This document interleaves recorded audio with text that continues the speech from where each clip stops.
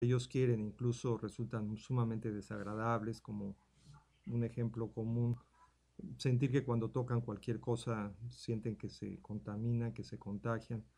Y bueno, se pueden lavar las manos o limpiar todo prácticamente, pues decenas de veces al día. O, o que no pueden tocar a algo o a nadie por ese temor a la contaminación. Sería uno de los ejemplos de este trastorno. Tenemos también el estrés postraumático, que es un estrés que se desarrolla después de una situación en donde las personas sufren alguna violencia, alguna agresión. El caso, por ejemplo, que ayer me comentaba una paciente acerca de sus padres, que sufrieron lamentablemente un asalto dentro de su casa con violencia, con una agresión muy severa hacia personas mayores ya, que bueno, pues no solamente generó una situación grave en el estado de salud de estas personas, sino también generan un miedo, un terror a volver obviamente a pasar un episodio de esta naturaleza, lo cual va limitando, pues por ejemplo, que puedan salir o que puedan desenvolverse en su vida cotidiana y viven con terror, repitiendo a manera como de flashback o flashazos esas escenas o esas circunstancias violentas que sufrieron. Y esto puede pasar con cualquier otra situación intensa o grave que se presente. Ese será también otro tema específico a tratar en otros programas. Y bueno, pues existen también las fobias de todo tipo. Hay decenas de fobias, casi podríamos decir a cualquier cosa. Ese es otro trastorno de ansiedad de manera muy específica, enfocada a algún objeto o alguna situación, por ejemplo, la fobia a los lugares cerrados, la fobia a las alturas, a volar en avión, etcétera, a insectos, animales, en fin, ese sería otro trastorno de ansiedad. Y la agorafobia, que es una fobia muy específica, que esa sí está relacionada o muy asociada a esto que trataremos hoy, que son las crisis de pánico. En este caso, las crisis de pánico tienen características muy importantes que es necesario identificar, dado que en muchas ocasiones estas crisis de pánico pueden confundirse con algún trastorno propiamente orgánico o médico. Entonces, eh, hablaremos en nuestro siguiente bloque acerca de los síntomas y las características clínicas, cómo se presentan estas crisis de pánico. Volvemos en un momento, amigos.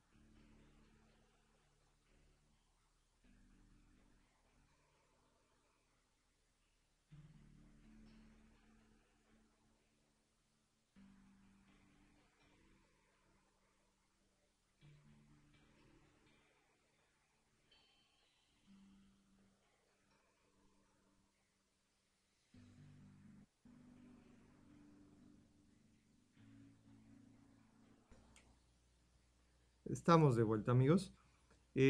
Estamos tratando el tema trastorno de pánico, crisis de pánico, dentro de todo este amplio espectro que son los trastornos o los padecimientos asociados a la ansiedad. ¿Cuáles son las causas? Comentaremos en este bloque acerca de los factores y las causas que generan y los síntomas de las crisis de pánico. Las causas en general de los trastornos de ansiedad son multifactoriales. con excepción tal vez en alguna medida del estrés postraumático, que ese sí es habitualmente posterior a una situación de agresión, enfermedad, eh, un accidente, en fin, situaciones muy, muy serias, muy graves, que pues desencadenan este sistema de alarma, que es el que finalmente genera desde el punto de vista fisiológico y emocional los síntomas de la ansiedad. Eh, los factores que condicionan o desarrollan las crisis de pánico son variados, no es exclusivamente uno. Por eso es importante cuando uno tiene o recibe a un paciente que está teniendo crisis de pánico hacer una historia completa, ver todos los aspectos, tanto biológicos, médicos, familiares, de herencia, de estilo de vida, de desarrollo eh, emocional, de desarrollo psicológico que se ha tenido la persona y de los factores en los que está viviendo, que son situaciones frecuentemente relacionadas con altos niveles de estrés. Entonces, el factor hereditario es de tomar en cuenta. Existe una probabilidad mayor en las personas que tienen antecedentes dentro de sus progenitores, padres, abuelos, tíos, hasta 2 o 3 generaciones anteriores, y que puede ser un factor que en un momento dado contribuya a que desarrollen las crisis de pánico. No es que todas las personas que tengan estos antecedentes necesariamente vayan a padecerlo, pero sí es de tomarse en cuenta.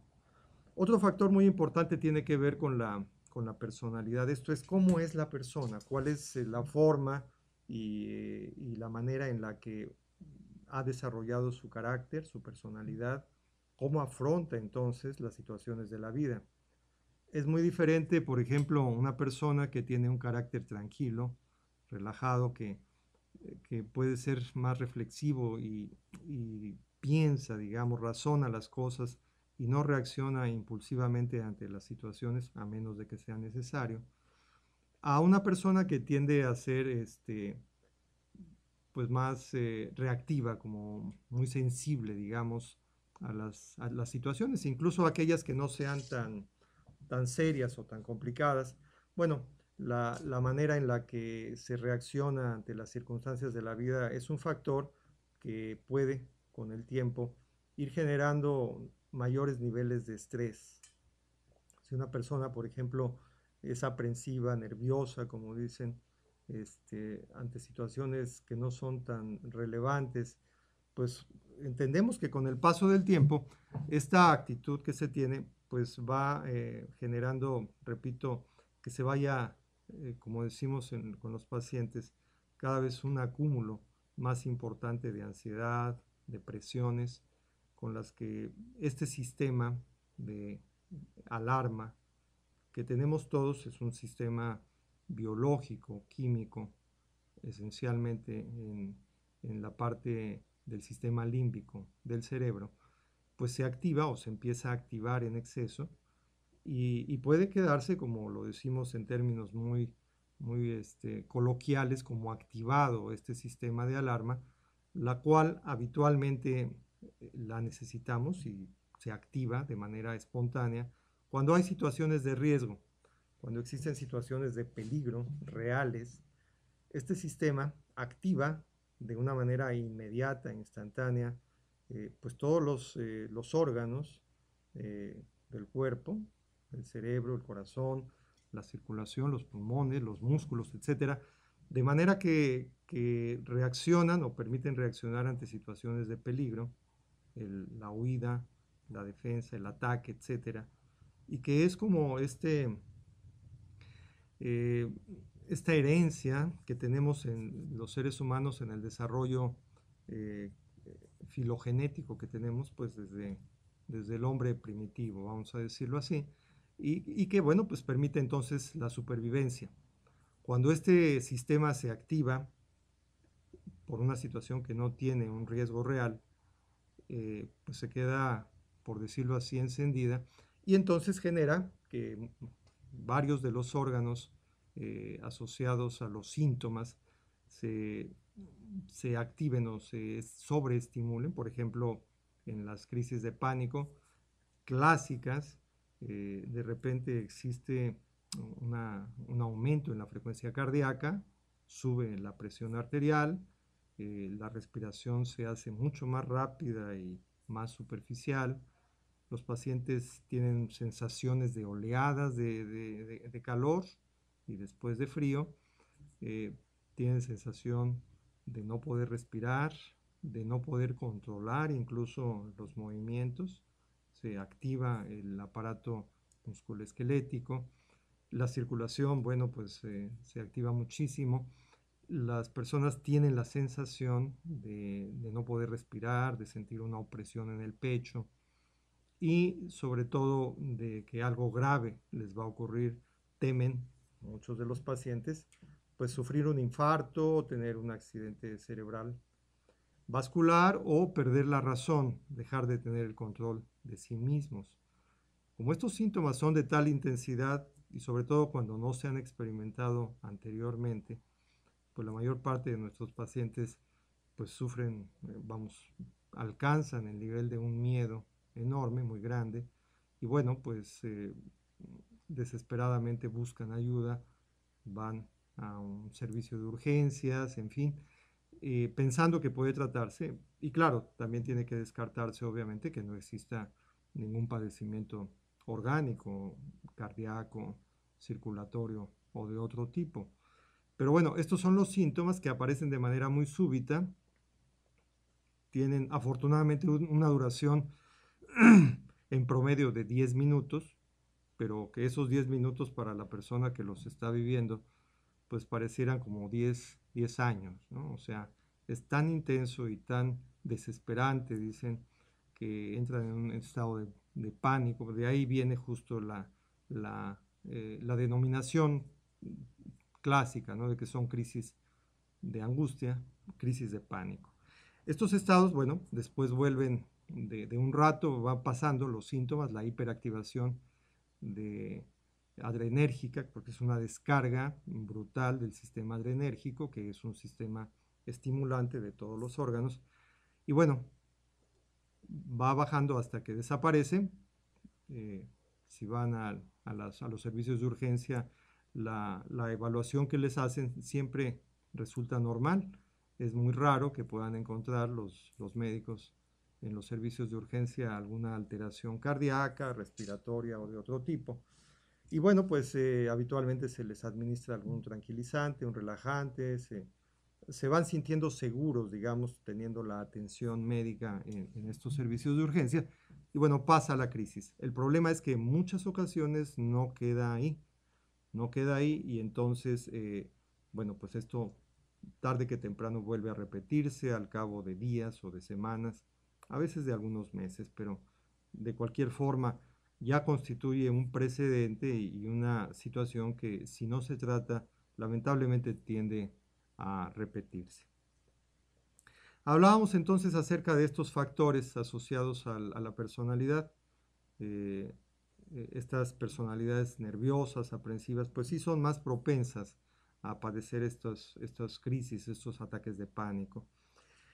Otros factores que tienen que ver con el desarrollo, con la aparición del trastorno, es la situación familiar, del aprendizaje y del estilo familiar que se vive. No hay una familia típica en la cual exclusivamente en ese tipo de familias se desarrollen estas crisis de pánico, pero sí es más factible que esto ocurra en familias en donde o hay un exceso de protección, una sobreprotección hacia los hijos y que no les permiten enfrentarse a las situaciones habituales de la vida por sí mismos, de acuerdo a su edad, o bien, en el otro extremo, en familias que suelen ser muy poco afectivas y tener poco contacto y poco apoyo hacia los hijos. Entonces, en estos extremos de estilos o de formas de funcionamiento familiar, es más propenso o son más proclives a poder desarrollar en un momento dado padecimientos o trastornos como las crisis de pánico. Entonces, por eso hay que conocer el estilo de familia, pues para poder identificar los factores que pudieron haber contribuido a esto. Se aprende también si hay algún factor de aprendizaje, si los hijos observan, no es determinante obviamente, pero si los hijos observan que el padre o la madre reaccionan o tienen este tipo de crisis en donde pues es verdaderamente dramático, pareciera a veces como si fuera un show, pero de verdad, solamente repito, quien lo vive puede decir que no es nada que se esté actuando, pero es tan aparatoso que los hijos pueden ver o vivir estas situaciones y entonces generar ya sea un terror y un miedo hacia la ansiedad o bien si estas situaciones de crisis producen o tienen como consecuencia lo que llamamos como una ganancia secundaria, en donde las personas que tienen estas crisis obtienen, a veces sin proponérselo, más beneficios o ventajas, pues puede ser un patrón que se pueda ir también repitiendo. Eh, los factores sociales, y aquí pues obviamente tiene mucho que ver los factores que generan estrés, por ejemplo, la situación económica, que lamentablemente no es buena en muchas ocasiones y en la mayor parte de la población. Bueno, es un factor que también incide, ya que pues la vida implica pues necesariamente tener un, una, una posibilidad para solventar las necesidades. Si estas no se suplen, no se pueden solventar y están las presiones económicas, puede ser un factor importante. Bueno, mencionaremos otras en nuestro siguiente bloque y describiremos algún caso clínico típico. Volvemos en un momento, amigos.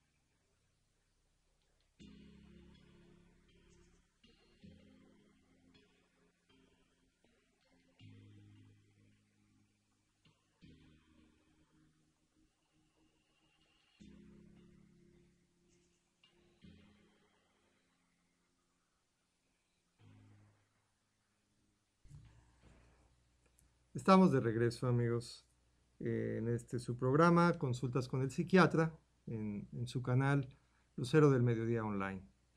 Estamos hablando acerca de las causas y de los factores predisponentes o que forman parte de estos elementos que pueden en un momento dado detonar o desarrollar una crisis de pánico.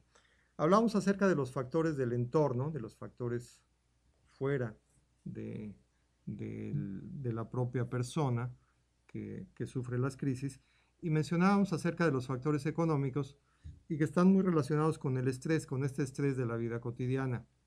En este estrés, que es un espectro amplio, podemos mencionar obviamente la situación económica, como decía, que si regularmente es difícil, muy complicada, pues obviamente no se pueden cumplir las necesidades, cubrir los gastos, los pagos de la persona o de la familia cuando ya tiene esta responsabilidad. Y esto obviamente hace que los niveles de estrés y de ansiedad pues se mantengan de manera regular o constante por encima de lo que es sano, de lo que es normal. Si a esto le agregamos también situaciones de conflicto dentro de la familia, con la pareja, con los hijos, con los padres, etcétera. Bueno, son situaciones que también se van como sumando, se van en esta especie como de operación aritmética en donde entre más se acumule y más situaciones se sumen a esta situación de la vida de la persona, pues tarde o temprano los mecanismos de defensa, los mecanismos reguladores de la ansiedad, pueden ya no ser suficientes para poder contener, como para poder resistir y mantener a la persona dentro de un cierto equilibrio. Y bueno, finalmente se desbordan. Y esto es lo que de alguna manera les digo a los pacientes para que puedan entenderlo de una manera más práctica, más eh, útil incluso, que no pueden ya regular estos niveles de estrés y se desbordan, no son suficientes ya los mecanismos regulatorios tanto psicológicos como biológicos del funcionamiento del propio sistema límbico y del cerebro. Y entonces, bueno, pues los arrastra, como decimos, las emociones, en este caso la ansiedad, el miedo, la angustia. Otro factor que vivimos lamentablemente en la época moderna o posmoderna en la que estamos, pues es el estrés asociado al tráfico, a la contaminación, al ruido, todos estos contaminantes externos que están presentes en muchas ocasiones en exceso en nuestra vida diaria. También, aunque tenemos esos mecanismos de adaptación, por supuesto, para poder estar lo menos mal o lo mejor posible en estas situaciones cotidianas, pues también tienen que ver cuando hay, por ejemplo, mucha dificultad en el transporte, quienes viven en ciudades tan grandes que tardan a lo mejor 1, 2 o hasta 3 horas. Recuerdo el caso de una paciente que venía a verme desde la Ciudad de México, que yo soy originario de ahí, pero que salí hace muchos años por, entre otras razones, este estilo de vida tan difícil y tan estresante que se tiene. Me contaba ella que pues para salir a su trabajo y llegar a su trabajo podía ser entre 3 a 4 horas para llegar de un extremo a otro de la ciudad. Y bueno, de regreso más o menos lo mismo. Y si a eso le sumamos las horas de trabajo y los trabajos que suelen a veces ser estresantes y poco remunerados, pues imaginemos, ¿no? La acumulación en esa suma que estaba yo comentando de los factores estresantes, pues hasta qué niveles alcanza, ¿no? Y claro, la persona lamentablemente había desarrollado no solamente un estado de ansiedad muy alto, un trastorno de ansiedad severo, sino también una depresión, que esa es una de las complicaciones que puede tener los trastornos de ansiedad. Otros factores que también pues, son de esta vida cada vez más frecuentes son el alcohol y las drogas. Sabemos que el alcohol y también algunas de las drogas tienen un efecto temporalmente relajante, digamos, pues por eso se convierten en sustancias que producen adicción.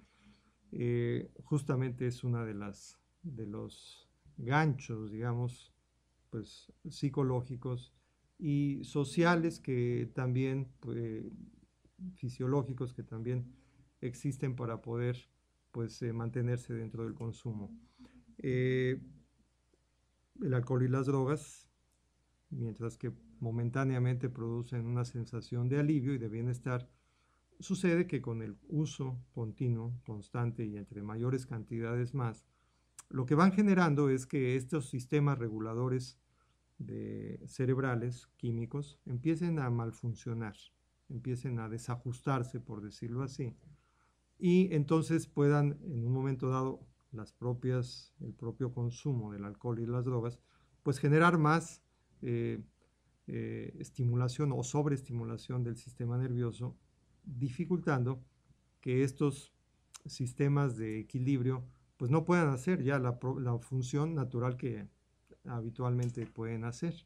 Entonces, bueno, pues complican más todavía los estados de ansiedad, el consumo del alcohol y drogas. Eh, un caso típico, un caso clínico típico que traía yo es el de una paciente, aquí en su expediente, que de 21 años de edad, una jovencita, casada ya. A propósito de la prevalencia o de la incidencia, debo de mencionar que los trastornos de ansiedad eh, en promedio son más frecuentes en la mujer 2 a 1, mientras que un hombre tiene un trastorno de ansiedad, 2 mujeres lo padecen.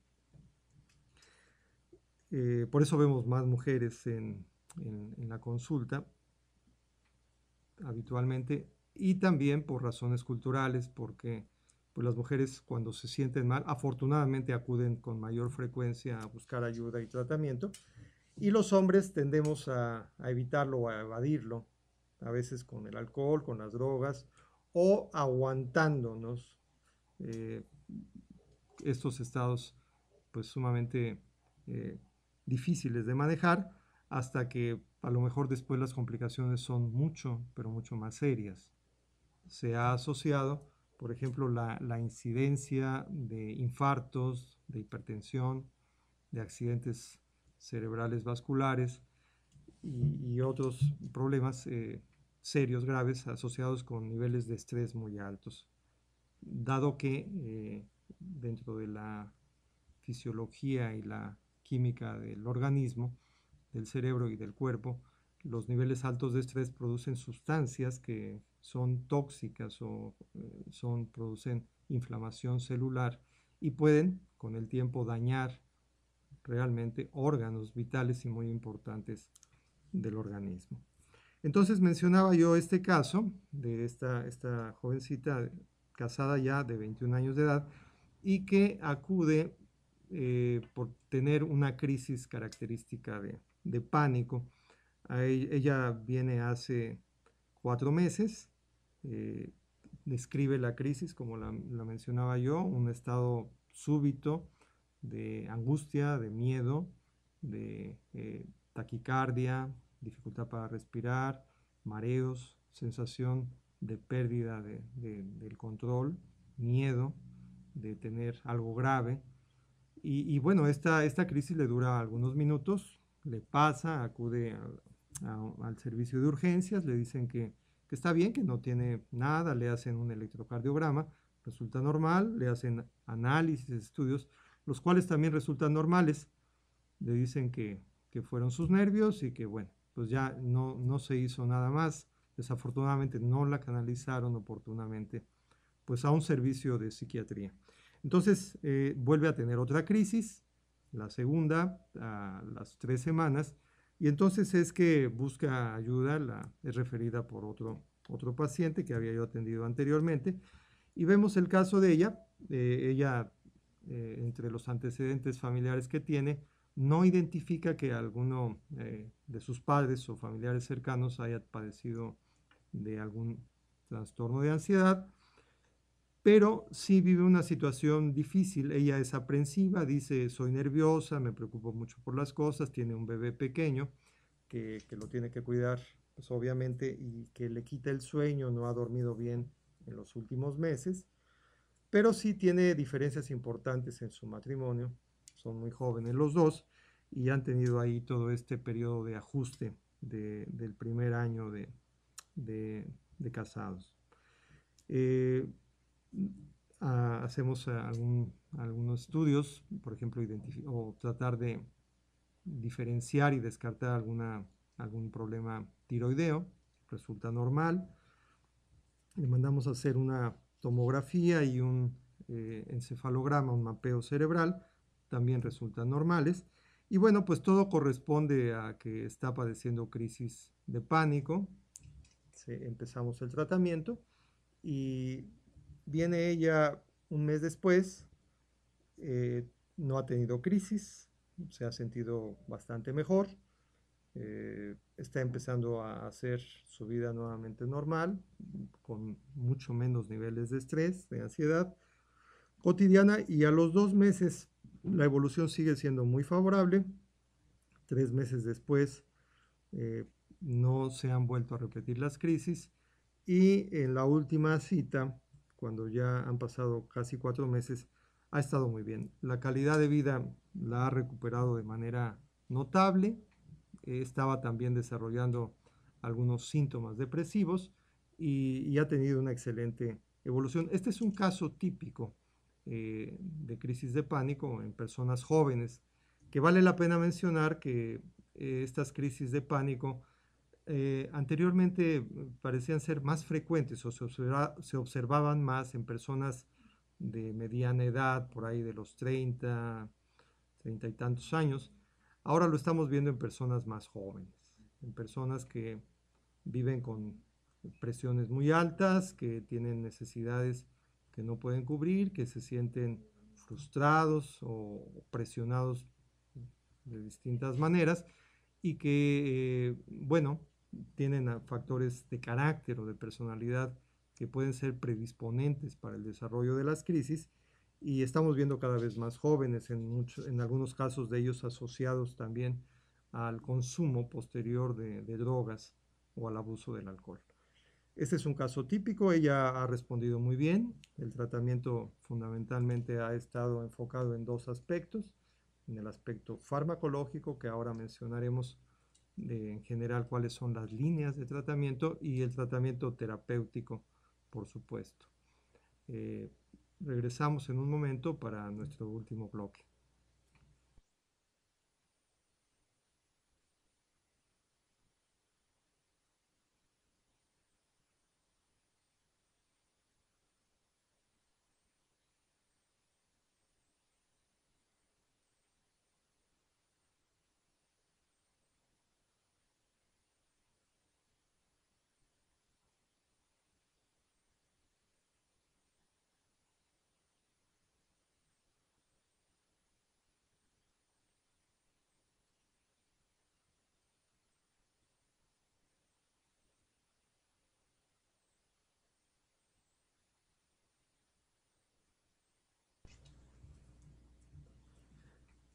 Estamos, amigos, en el tema de las crisis de pánico dentro de su programa Consultas con el Psiquiatra, en el programa Lucero del Mediodía, el canal Lucero del Mediodía Online. Hemos planteado ya los aspectos generales de la ansiedad normal, la ansiedad patológica, aquella que ya enferma o tiene consecuencias. Hemos hablado sobre las causas y los factores que predisponen al desarrollo de las crisis de pánico. Mencionado en general los otros trastornos de ansiedad que los trataremos en las siguientes sesiones, en los siguientes programas. Eh, Hemos mencionado los síntomas característicos de las crisis de pánico y un caso clínico. Estas crisis de pánico no tienen siempre, afortunadamente, la misma intensidad.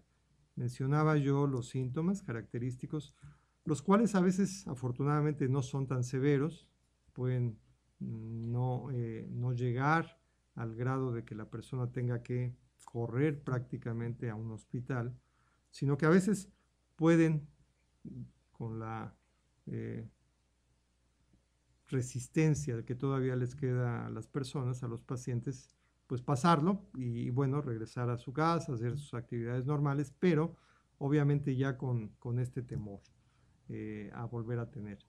Una de las complicaciones frecuentes que tienen las crisis de pánico es la agorafobia. Mencionaba yo un poco acerca de las fobias, pero esta es muy específica.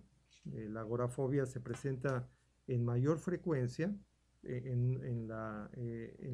después de haber tenido crisis de pánico. La agorafobia se refiere fundamentalmente a aquella situación en la cual los pacientes desarrollan esta especie como consecuencia de la crisis de miedo, miedo al miedo, miedo a sentir angustia, miedo a perder el control, a volver a tener otra crisis.